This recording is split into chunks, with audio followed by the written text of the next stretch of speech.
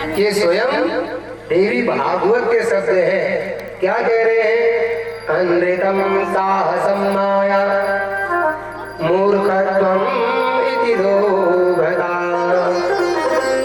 अशौचम निर्दयत्वं च स्त्रीणां दोषा स्वभावजा। देवी भागवत में कह रहे हैं कि स्त्रियों का स्वभाव है अनृतम, ज्यादा बोलना। कई लोग नहीं भी बोलती होंगी बेचारी, लेकिन पुराण तो कह रहा है स्त्रियों का स्वभाव होता है बातें करना। होता है कि नहीं होता है? जहां 2-3 स्त्रियां एक साथ बैठ जाए तो महाराज कथा भी छोटी पड़ जाएगी, बातें कभी पूरी नहीं होती। तो कहते हैं अनृतम, आवश्यकता से ज्यादा बोलना स्त्रियों का स्वभाव होता है। छोटी बात को बड़ा बना देना ये स्त्रियों का स्वभाव होता है। होता है कि नहीं होता है? अरे होता है। अब नहीं होता है तो बात अलग है, लेकिन पुराण कह रहा है छोटी सी बात होगी उसको इतना बड़ा कर दिया। कोई प्रैक्टिकल में अब भैया लोग आप बताओ होता है कि नहीं होता है? गृहस्थ में आप लोगों के साथ ऐसा हाथ खड़ा करके एक बार बोल दो, ये देखो महाराज पकड़ी गई आपकी बोल है। क्योंकि जिसने पेपर दिया है वही तो जानेगा कि भैया क्वेश्चन क्या क्या थे। वो पेपर दे के आए और आप कह दो नहीं होता है महाराज। साहसम, जो कार्य स्त्रियों से होने का नहीं होगा मैं उसे कर सकती हूँ करके जबरदस्ती का बल दिखाना, ये स्त्रियों का स्वभाव होता है। मैं कर लूंगी, भले वो काम भले ना हो सके फिर किसी दूसरे के ऊपर। तो मैं हमारे घर की बहनें हैं और जॉब वाली है सारी। अब आधी चीज तो अपने स्टाफ वालों से पूछते रहती हैं, और स्टाफ वालों में है भी कौन? सब जेंट्स। इनसे भी पूछा जाता है। मैं कहता हूँ तुम जॉब कर क्यों रही हो जब तुम्हें खुद नहीं पता उस चीज के बारे में? तो ये चीज अधिकांश देखना आप ये स्वभाव है। कहीं भी किसी भी विभाग में पुरुषों की संख्या ज्यादा मिलेगी स्त्रियों के मुकाबले। क्यों? क्योंकि स्त्रियां साहसम, जो साहस दिखाती हैं उस पर थोड़ा कमी आ जाती है और उससे थोड़ा पीछे हो जाती है। एक बार कोई आदमी, ये तारीफ नहीं कर रहा हूं मैं पुरुषों की, पुरुष अगर कोई ठान लेके मैं करूंगा, किसी से अगर वचन दे दे कि मैं तेरा साथ दूंगा, तो उस दोस्त के लिए, उस मित्रता के लिए वो अपने घर वालों का भी विरोध कर देगा। लेकिन स्त्रियों की मित्रता कभी टिकाऊ देखी आपने? एक बार अपने मित्र से कहो, आज कोई भी पुरुष कि भाई यार मुझे आज इतना पैसा चाहिए, दे सकता है? चलो इतना तो नहीं, थोड़ी कोशिश कर दूंगा। लेकिन वहीं अगर कोई लड़की या कोई महिला अपने मित्र से पैसे, अपनी सहेली से, सखी से पैसे मांगे तो 10 बहाने कहीं ना कहीं प्रस्तुत हो सकते हैं। ये स्वभाव वजह, ये कह रहे हैं स्त्री दोष का स्वभाव वजह। ये स्वभाव गलती उनकी नहीं है, ये प्रकृति से उनको मिला है। और एक चीज और बात भूली जा रही, अब मैं क्या स्वभाव इस शब्दों को ना यहाँ कह रहे हैं मूर्खत्वम इति। स्त्रियों के अंदर थोड़ा बहुत मूर्खता भी रहती है। अब ये मैं नहीं कह रहा हूँ, माताओं बुरा मत मानना, ये देवी मैया के द्वारा कहे गए कुछ शब्द हैं। मूर्खता का मतलब बेवकूफ मत समझना, पढ़ी लिखी इंटेलिजेंट होती है लड़कियां भी, लेकिन कभी कभार हरकतें कर देती है। ये मैं भी नहीं कह रहा हूँ, मेरी नजर में तो सब बढ़िया है, सब इंटेलिजेंट है, अच्छे हैं, विद्वान है। अब माँ ये भागवत में क्यों लिखा पता नहीं भैया, वेद व्यास जी जाने। अगर आप लोगों को कोई प्रश्न हो इस मामले में तो वेद व्यास जी के पास आना, मेरे पास बताना ऐसा क्यों कहा करके, क्योंकि उन्होंने लिखा है, मैं सुना रहा हूँ। फिर कहते हैं लोभता, इस पुरुषों के मुकाबले स्त्रियों में लोभ ज्यादा होता है। होता है कि नहीं होता है? लोभ का मतलब लालच मत समझो कि मतलब संचय करना, मेरे पास ये भी, मतलब घर में 10 साड़ियां पड़ी होंगी फिर भी एक साड़ी और मंगवाएंगी। होता है कि नहीं होता है? बताओ। अब कहीं पिटिया, शादी घर में आपकी 10 साड़ियां हैं और कहीं शादी में गए हैं, तो अगर आपको धोखे से भी अगर पिटिया में साड़ी नहीं लगाई, देखो तुम कंजूस, कम से कम एक बढ़िया साड़ी तो लगानी चाहिए थी। अब भैया क्या करेगी उस साड़ी से, तुम्हारे पास तो उतनी बढ़िया, अरे कितनी भी बड़ी हो क्या फर्क पड़ता है, मतलब एक और तो होनी चाहिए, थोड़ा लोक प्रकाश का। और पुरुषों को कोई मतलब होता है शादी में गए किसी ने पिटिया लगाया तो सही बात, नहीं लगाया तो सही बात, जैसे गए हैं वैसे आ जाते हैं भैया, कोई आशा नहीं रहती। और आपने कभी देखा कि शादियों में जाओगे तो आदमियों को पकौड़े चावल पूरी थैली में पैक करके उठाते ले जाते हुए, लेकिन देखना कहीं ना कहीं महिलाओं का डब्बा और थैला भरा मिलेगा आपको शादियों में। बोलो वृंदावन की हरि लाल की। ये माया का लोभ है, मेरे बच्चे खाएंगे। अब पुरुष थोड़े, अब क्या कहें, उनके बस की होती भी नहीं घर को चला पाना। अब ये बुराई थोड़ा पुरुषों की भी हो जाती है। तो इसलिए माँ के अंदर मातृत्व भाव होता है, इसलिए वो मातृत्व भाव को मजबूर कर देता है लोभ करने को, कि मेरा बेटा खाएगा, मेरी बेटी खाएगी, लेकिन मेरा देवर खाएगा कभी नहीं कहती। तो लोग केवल अपने बेटी और बेटे तक ही सीमित रहता है। तो इसलिए स्त्रियों को दोष आया है यहाँ पर। अगर एक बात ध्यान रखना, महिला देरानी जेठानी, ठीक है नहीं, देरानी गई है कहाँ, महिला संगीत में, बढ़िया चौमीन टिक्की गोलगप्पे लेके आई है, और घर में बेटे हैं तो किसको, अपने देवरानी के जेठानी के बच्चों को पहले खिलाएगी या अपने बच्चों को पहले खिलाएगी, बताओ, सच बताना बताओ, अपने बच्चों को। तो ये लोभ आपका स्वार्थ वाला हो जाता है। और वहीं अगर आदमी कुछ लेके आ जाए, ये ध्यान रखना, अपने भतीजों को साथ में बैठाकर खिलाएगा, अकेले फिर भी अपने बच्चों को नहीं खिलाएगा। ये आदमियों की पहचान होती है महाराज। आदमी कभी भी स्वार्थ और लोभ के कारण केवल मेरा बेटा खाए, मेरी बेटी खाए, ऐसा नहीं सोचते। वो साथ में अपने भाइयों को और बच्चों को ले लेते हैं, तब पीछे से खिलाओ खिलाओ और खिलाओ मिलके। कौन महिला है, अब नंगे छोड़ भी तुम दोहर उनका खिलौन ला रहे थे, आज तुम्हारा काम कहते नहीं कहते महाराज। ये स्त्रिया दोषा स्वभाव हो जा, ये आपका दोष थोड़े ना है, ये प्रकृति से मिला है आपको, तो आपकी भी गलती नहीं है। ये मैं नहीं कह रहा हूँ, मैं अभी भी कह रहा हूँ, वेद व्यास जी ने लिखा है। कहीं आप आगे मेरे से सवाल करने लगो, गुरुजी आपने ऐसा क्यों कहा, इसलिए मैं सारा वेद व्यास जी के ऊपर थोप दे रहा हूँ कि उन्होंने लिखा है। अब आपको ज्यादा ही है तो वेद व्यास जी के पास जाओ, उनसे प्रश्न करो। हाँ, अब वेद व्यास जी मिलने से आपको रहे। बोलो वृंदावन बिहारी लाल की।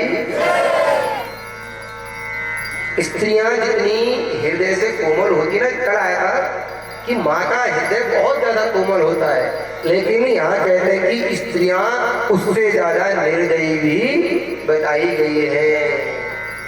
कहते हैं स्त्रियां पहले तो किसी से निर्दयता से पेश नहीं आती, लेकिन जहाँ टेढ़ी जाती है ना, फिर महाराज अच्छे से अच्छों को भी सीधा कर पाना बड़ा मुश्किल होता है। अरे भोले बाबा हमारे माता पार्वती को नहीं सुधार सके तो आप कहाँ से सुधार लोगे भैया अपनी पत्नियों को? नारायण सुधार पाए नहीं, उनको भी नारे विवसंदर सकल गोसाई नाचत नर मरगट की नाई। ये गृहस्थियों की विडंबना है महाराज। स्त्रियां गलत भी होंगी ना तो पुरुषों को, हाँ मैं गलत हूँ, जबरदस्ती अपनी गलती स्वीकार करके रहना पड़ता है महाराज। बोलो वृंदावन बिहारी लाल की। वाल्मीकि रामायण में कई जगह इन चीजों में चरित्र में दर्शाया गया है। नारी विवस सकल गोसाई नाचत नर मर कटकी नाई। बंदर की भांति बेचारा लड़का रह जाता है घर बनाने के लिए। तो कहते हैं जितनी उदार बना स्त्रियां होती हैं उतनी ही कठोर भी होती है। तो इसलिए ये मैं नहीं कह रहा हूं, ये हमारे वेद व्यास जी कह रहे हैं। जो बात अच्छी लगेगी, जिसके लिए मैं उत्तरदायी नहीं रहूंगा, तो मैं कहूंगा हाँ मैं कह रहा हूँ। अब यार ये बात थोड़ा गड़बड़ा रही है मामला, तो इसलिए मैं वेद व्यास जी के ऊपर डाल दे रहा हूँ। भैया उन्होंने लिखा है, मैं सुना रहा हूँ, मेरी क्या गलती भैया। बोलो वृंदावन बिहारी लाल की। तो इसलिए सूत जी महाराज कहते हैं, माता ने भी बेवजह क्या सोचा कि कहीं दूसरी पत्नी के मेरी सुंदरता कम तो नहीं हो गई, कहीं दूसरी पत्नी लाने की तैयारी तो नहीं कर रहे हैं। बेवजह सद करने का जो स्वभाव होता है ना स्त्रियों का, जो नहीं भी होगा, मैं सब जानती हूँ।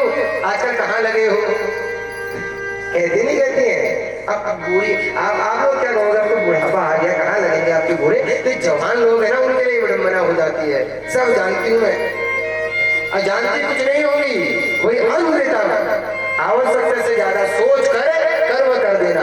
तो इसलिए सूत जी महाराज कहते हैं माता ने भी वही किया और क्रोध में आकर अपना घर ही बर्बाद कर दिया।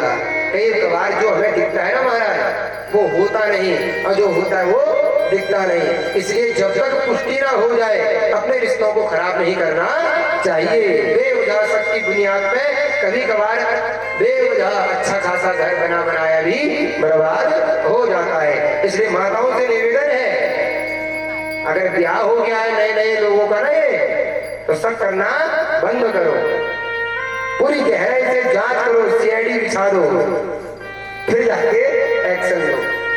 नहीं तो खुद का भी तो दिमाग भारी करोगे और पति का भी करोगे, बेचारा वो भी परेशान, खुद भी परेशान है। ये ज्ञान की बात है, कभी भी सुनी हुई बातों को उतनी जल्दी भरोसा नहीं करना चाहिए। पहले परख करो कि जो कह रहा है ये सच है या गलत है, कहीं मेरे घर में किसी प्रकार का कलह तो नहीं पैदा करना चाहता है। माता ने भी वही किया, बेवजह मन में आया और श्राप दे दिया। आज देखो वहां श्राप मिला, सर कटा, ठीक है नहीं, माता प्रकट हुई, आशीर्वाद देके चली गई। यहाँ हयग्रीव ने मां से वरदान क्या प्राप्त किया कि मैं मरूं उसी से जो मेरे जैसा दिखता हो। तो माता फिर प्रकट हो गई, ब्रह्मा जी समाधान मिला कि नहीं, समझ गई भगवान नारायण का सर कटा हुआ है। और ये हयग्रीव जो दानव था कैसा दिखता था, नीचे से शरीर उसका मानव का, सर घोड़े जैसा। विश्वकर्मा को बुलाया ब्रह्मा जी ने, हे विश्वकर्मा जी महाराज दिखाओ चमत्कार। तो विश्वकर्मा ने घोड़े का सर बनाकर भगवान नारायण के धड़ से जोड़ दिया और वहां भगवान तुरंत खड़े हो गए और सभी ने भगवान का नाम का जयकारा लगाते हुए भगवान का नाम गाने लगे। बोला हयग्रीव भगवान की, नाम भी हयग्रीव ही दे दिया, वो भी घोड़े के सर वाला और हमारे प्रभु भी घोड़े के सर वाले। मां से क्या आशीर्वाद प्राप्त किया था कि मैं उसी से मरूं जिसका स्वरूप मेरे जैसा दिखता हो। तब दिखने लगा कि भगवान नारायण का स्वरूप वैसा, क्योंकि कहते हैं यदा यदा हि धर्मस्य ग्लानिर्भवति भारत अभ्युत्थानम् अधर्मस्य तदात्मानं सृजाम्यहम् परित्राणाय साधूनां विनाशाय च दुष्कृतां धर्म संस्थापनार्थाय संभवामि युगे युगे। भगवान गीता में कह रहे हैं धर्म की रक्षा के लिए मैं युग युग में ऐसी ही लीला करके अवतार लेता रहता हूँ। आज भगवान ने लीला करके हयग्रीव अवतार ले लिया। बोले हयग्रीव भगवान की। अभी हयग्रीव दानव को पता नहीं है कि हमारी मृत्यु सुनिश्चित हो चुकी है। अब ब्रह्मा जी बेचारे ध्यानस्थ मुद्रा में बैठे हुए थे, तो ब्रह्मा जी को हिलाने लगा एक दानव, भगवान नहीं, हे बूढ़े बाबा आओ हमसे युद्ध करो। तो बूढ़े बाबा कहते भैया हमारी बस की कहां कि हम आपसे युद्ध कर सके। तो ये हाथ में क्या लिए बैठे हो? बोले वेद, इससे क्या होगा है, इनमें मंत्र है, उससे क्या होगा, देवताओं की शक्ति बढ़ती है। तो मारा धक्का ब्रह्मा जी को, वेद चुरा कर ही लेके भाग गया। ये वेद ही है जो देवताओं की शक्ति बढ़ाते हैं। जब वेद ही नहीं देंगे तो ब्राह्मण क्या बढ़ेंगे, और ब्राह्मण जब मंत्र ही नहीं पढ़ेंगे तो देवताओं की शक्ति कैसे बढ़ेगी। पाताल लोक में छुप गया। ब्रह्मा जी भागे भागे महाराज नारायण, हे प्रभु हे नारायण ले गयो कहते हुए भगवान के पास आए। क्या ले गया? बोले महाराज वेद चुरा के ले गए, अब महाराज वेदों का भी उद्धार करो और ये बेचारे देवता कई वर्षों से इस असुर से पीड़ित हैं, इनका भी कल्याण करो। तो भगवान तब गए पाताल लोक। हयग्रीव ने जब देखा वो हो ये मेरे जैसा ही हूबहू दिखने वाला ये कौन है, तो परिचय पूछा तो भगवान बोल पड़े वही हूं मैं जो तेरा काल हूं। अच्छा तू मुझे मारेगा? दोनों में बड़ा भयंकर युद्ध हुआ और भगवान ने अपने दिव्य सुदर्शन से उसका मस्तक उच्छेदन करके उसका कल्याण कर दिया। बोलो भगवत वत्सल भगवान की। वेदों को उठा के ले गए और वेद ब्रह्मा जी को दिए, देवताओं को स्वर्ग दिया और एकांत में आके भगवान आंख बंद करके बैठ गए। अब धीरे धीरे नजरें झुकाई हुई हमारी माता लक्ष्मी ठुमुक ठुमुक के चली आ रही है। लज्जा है मन में ना, अब कैसे अपने पति को देखें? अब पता चला है कि मेरे पति का सर सुंदर से बंदर जैसा हो गया है, घोड़े जैसे दिखते हैं। अब जैसी भगवान के पास आई तो डर के मारे पीछे हो गई। हे भगवान, इतना गंदा स्वरूप मैंने तो आज तक को नहीं देखो भैया।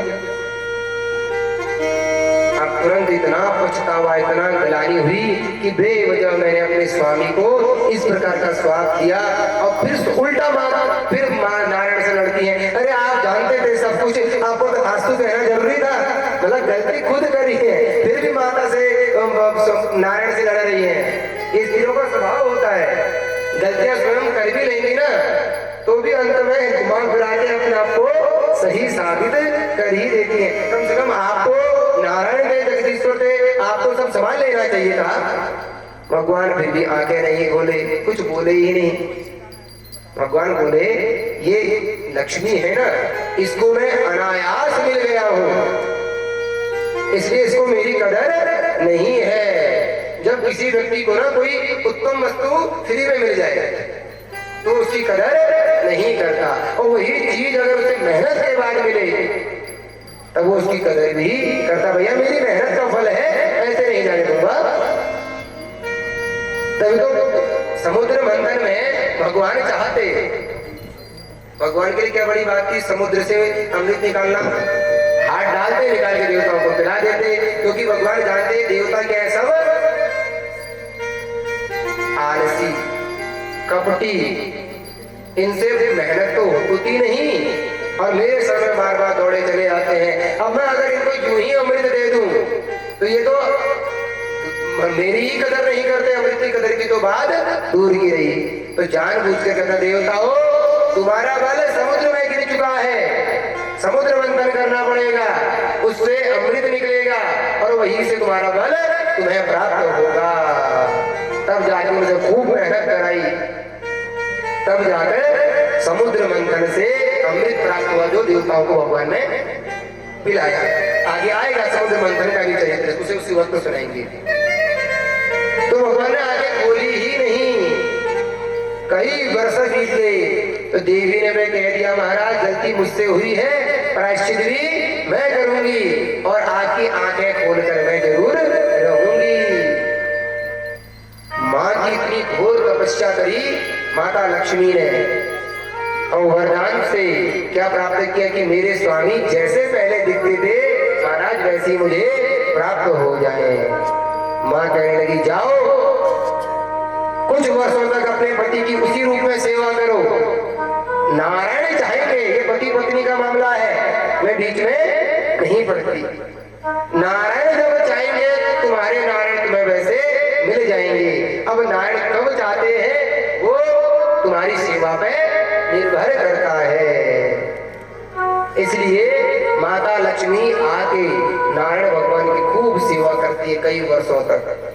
जब जाके भगवान को लगा कि हाँ अब इसे लगता अपने किए पे पछतावा है, तब भगवान अपना वो स्वरूप त्याग के पुनः नारायण रूप में प्रकट हो जाते हैं। बोले लक्ष्मी नारायण भगवान की। यहाँ लिखा हुआ है जो इस चरित्र को सुनता है उसके घर में कभी धन की कमी नहीं रहती, उसके घर में सुख समृद्धि वैभव यश कीर्ति सदैव बना रहता है। इसलिए स्त्रियों को माता लक्ष्मी की भांति हमेशा अपने पति की सेवा करते रहना चाहिए। लक्ष्मी को लक्ष्मी का वैभव कब प्राप्त हुआ? जब उसने नारायण के चरणों का आश्रय लिया, और जिस दिन नारायण को ठुकराया तो कई हजारों वर्षों तक वन में जंगलों में तपस्या करती रही तो भी नारायण की प्राप्ति नहीं हुई। इसलिए जो स्त्री अपने पति परमेश्वर के पैरों की सेवा करती है महाराज, उसके घर में कभी भी धन की कमी नहीं रहती, क्योंकि लक्ष्मी को लक्ष्मी भी नारायण ही प्रदान कराते हैं। और जो लक्ष्मी माता की इस प्रकार इस चरित्र को सुन के उनकी पूजा करता है, किसकी किसकी? लक्ष्मी मैया की। तो लक्ष्मी मैया उनके घर में आ जाती है।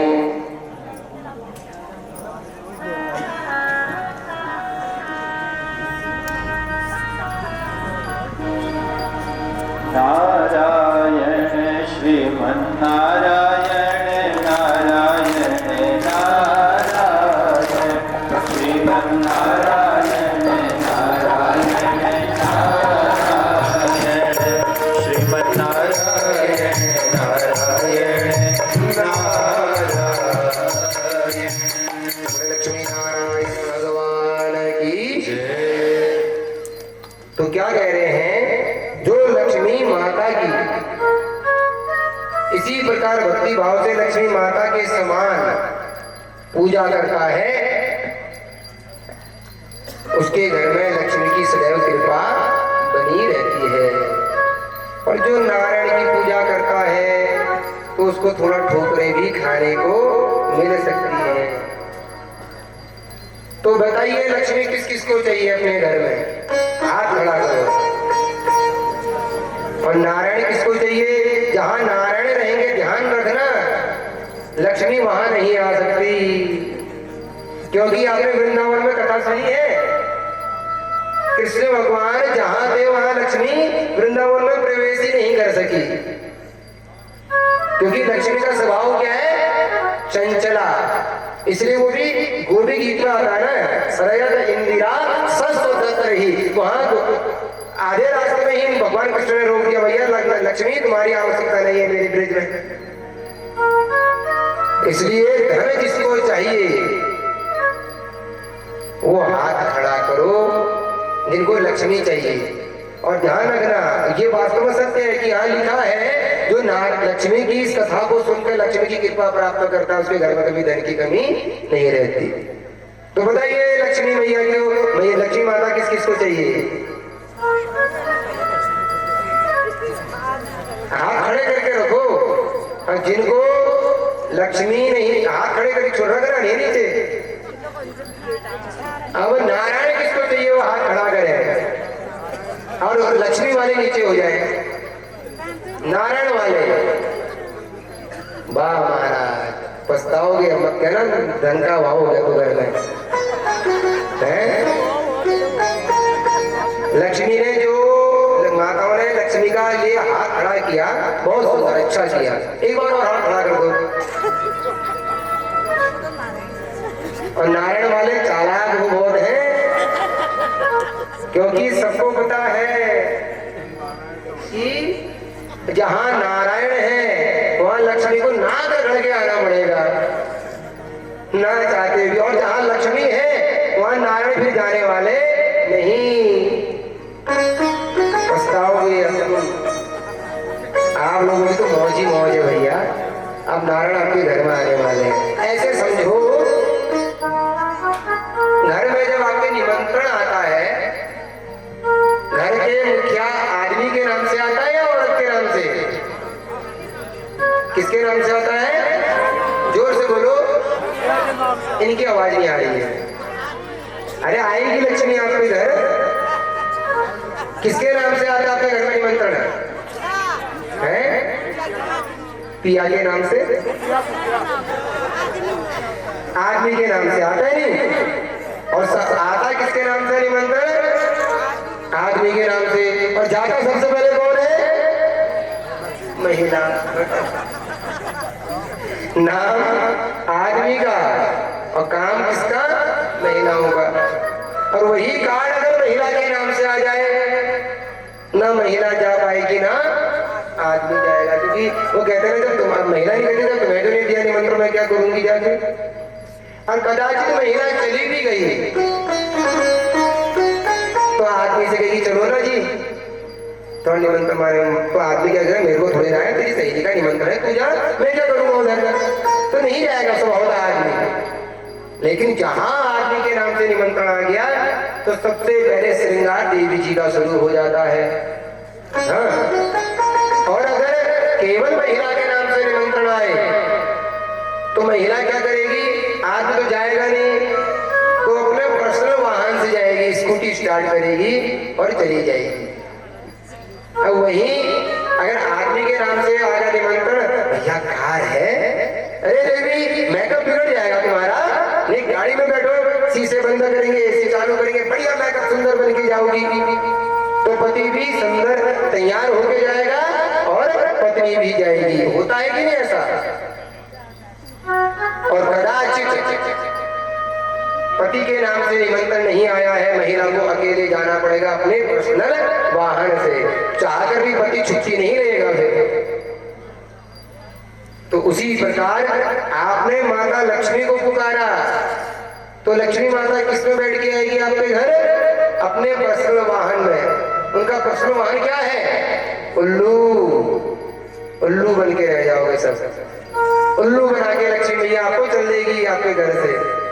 क्योंकि उल्लू का काम ही क्या होता है, दिन भर आंखें उसकी बंद हो जाती है और रात भर कम जागता रहता है। और वहीं अगर नारायण को जिसने पुकारा, फिर भगवान नारायण देवी चलो आओ, गरुड़ में बैठकर हवा में उड़ते हुए। गरुड़ की जो ऊंचाई है ना, वो ब्रह्मांड तक है। अब उल्लू कितना उड़ेगा? एक सीमा है, एक दायरा है उसका, लेकिन गरुड़ की गति मन से भी ज्यादा तेज है और उसकी सीमा अनंत है। तो इसलिए फिर वो लक्ष्मी माता भगवान नारायण के साथ बिल्कुल कंधे में हाथ रख के चकाचक जाएगी। तो जब बताइए, किसी निमंत्रण में आप अपने पति के साथ अगर किसी निमंत्रण में जाए तो शोभा बनती है कि नहीं? आप अपने मायके चले जाओ, एक बार अकेले जाओ और पति को साथ लेके जाओ, दोनों में फर्क महसूस करना आपको कि आपकी अलग ही शोभा बनी रहेगी। तो इसलिए जब भी आपके घर में दीपावली का पर्व आए, लोग लक्ष्मी की खूब पूजा करते हैं और वहीं एकदम एक बड़ा पटाखा फूटता है, घर में सब खत्म कहानी हो जाती है, अचानक से घटना घट सकती है।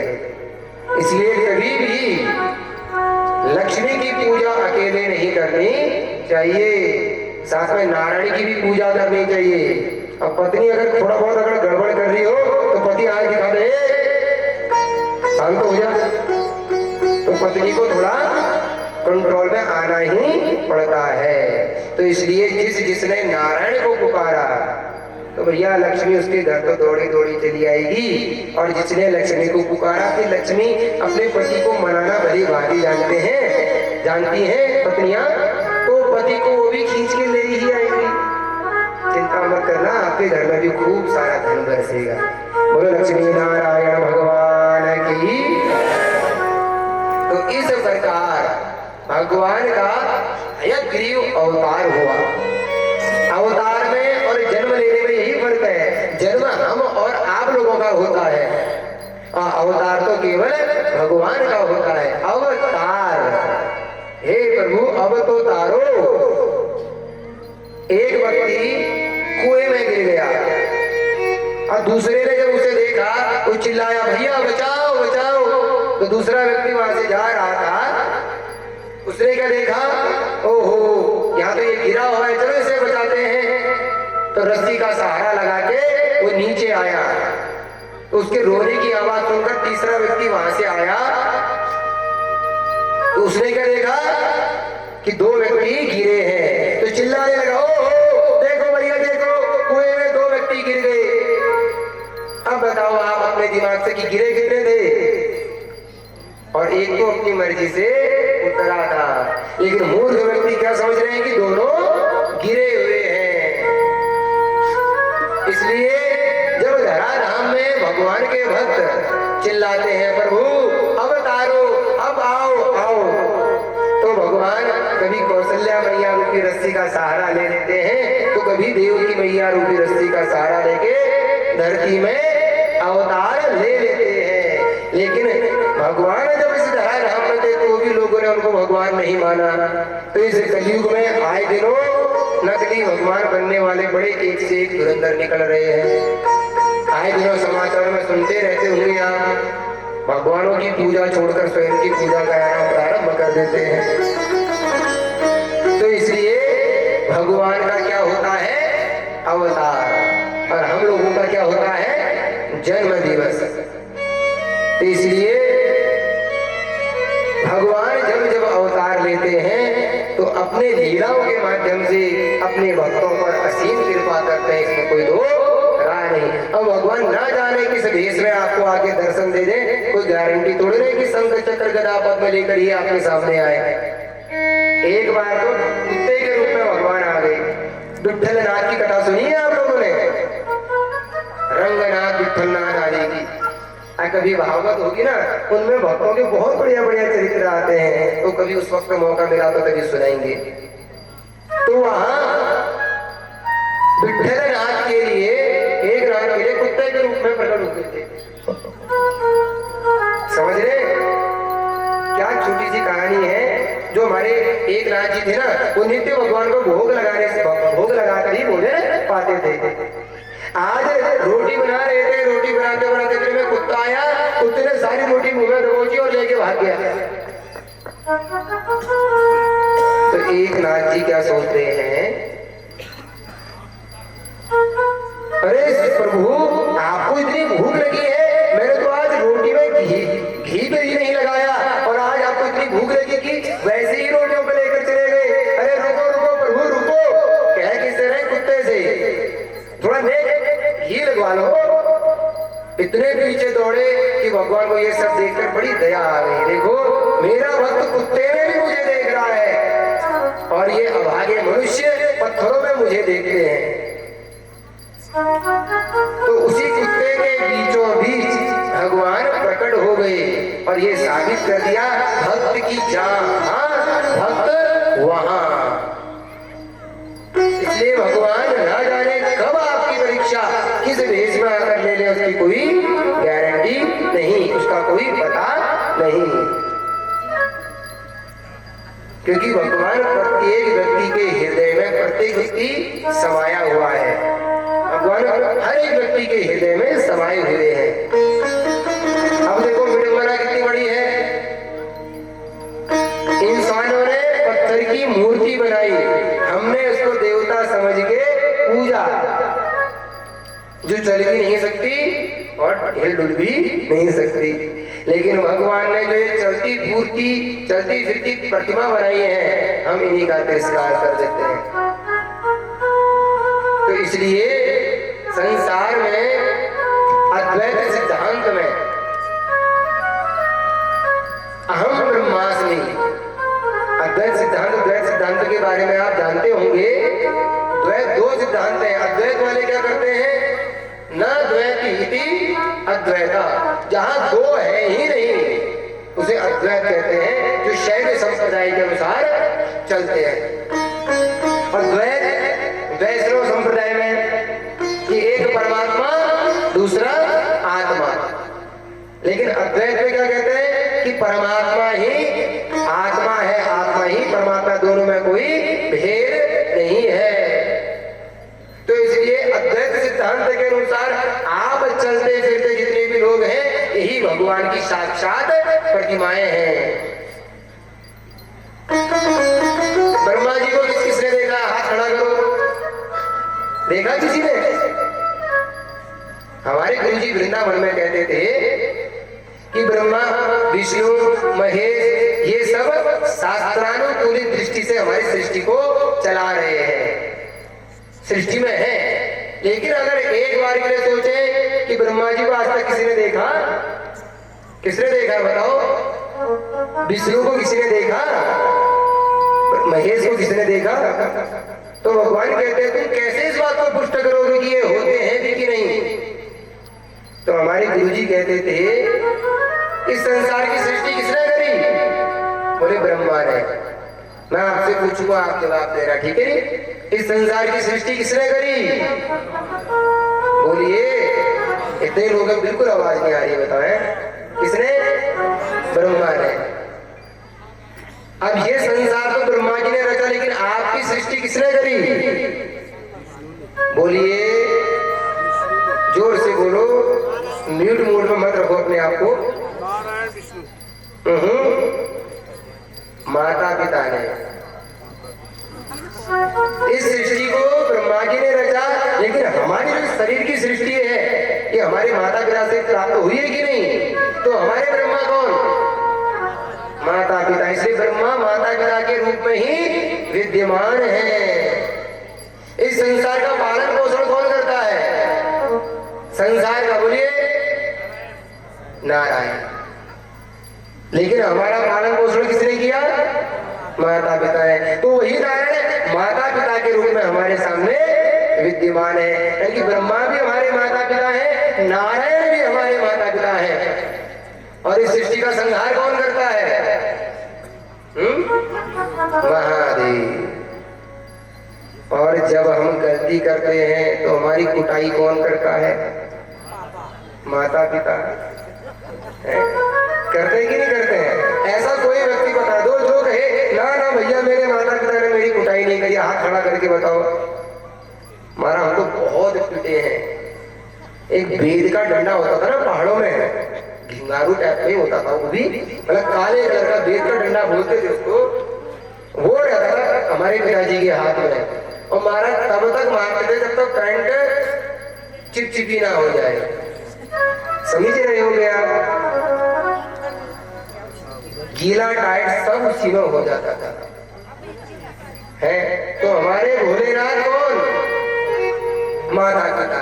यानी कि रचयिता सृष्टि हमारी माता पिता ने, पालन भी वही कर रहे हैं और कुटाई भी दबा के वही करते हैं। तो हमारे ब्रह्मा विष्णु महेश साक्षात सामने बैठे नजर आते हैं और हम उन्हीं का अपमान करते हैं। तो भैया ये मूर्तियों के पूछ के क्या करोगे जब साक्षात ब्रह्मा विष्णु महेश घर में तुम्हारे सुखी नहीं?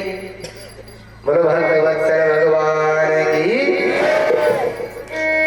तो इसलिए आज से पूजन करने से पूर्व, मंदिरों में जाने से पूर्व पहले माता पिता की पूजा कर लो, उनके पैर छू लो, उनका आशीर्वाद ले लो, तो भगवान की कृपा भी स्वयं आपको प्राप्त हो जाएगी। बोलो जगदम्बे मैया की। तो बताइए कितने लोग हैं जो आपने सास बहुएं कितनी है यहाँ जिनके सास ससुर बड़े? हाथ खड़ा करो फटाफट। है सेवा करोगे नहीं करोगे अपने सास ससुर की? नहीं करोगे तो यहाँ से फूल फेंकूंगा एक ही बस में, देखो सब गड़बड़ हो जाएगा मामला। है अब बताओ, मैं फूल फेंकने के लिए तैयार हूँ। कितने लोग हैं बताओ जो सेवा करेगा और उसके बाद घर जाके छोड़ देगा आपको? ध्यान रखना, उल्टा असर हो जाएगा अगर सेवा नहीं करी तो। हाथ खड़ा करो। झूठे मुक्कार है समय, जान बुझ के इंप्रेस करने के लिए यहाँ हाथ खड़े कर रहे हैं। ध्यान रखना, जिस गली से आप जा रहे हो ना उसी गली से आपको भी जाना है। एक बेटा उस सास का भी है, एक बेटा तुम्हारा भी घर में होगा जरूर। सास भी कभी बहू थी और बहू भी कभी सास बनेगी। लकड़ी जलती है तो आंच अपनी ओर आती है। हाँ? घास काटते हो ना, ऐसे काटते हो या ऐसे काटते हो? हाँ, दराती की धार अपने ओर ही आती है। ऐसे ही घास की भाटी कटोगे ये पता नहीं चलेगा। इसलिए जैसा बोओगे बीज वैसा तुम्हें फल प्राप्त होगा। इसलिए बीज सेवा का बो तो तुम्हें देखे देखे तुम्हारा बेटा भी वैसा ही बनेगा और आए दिनों तुम्हारी सेवा करता रहेगा। भक्त वत्सल भगवान की। श्रीमन्नारायण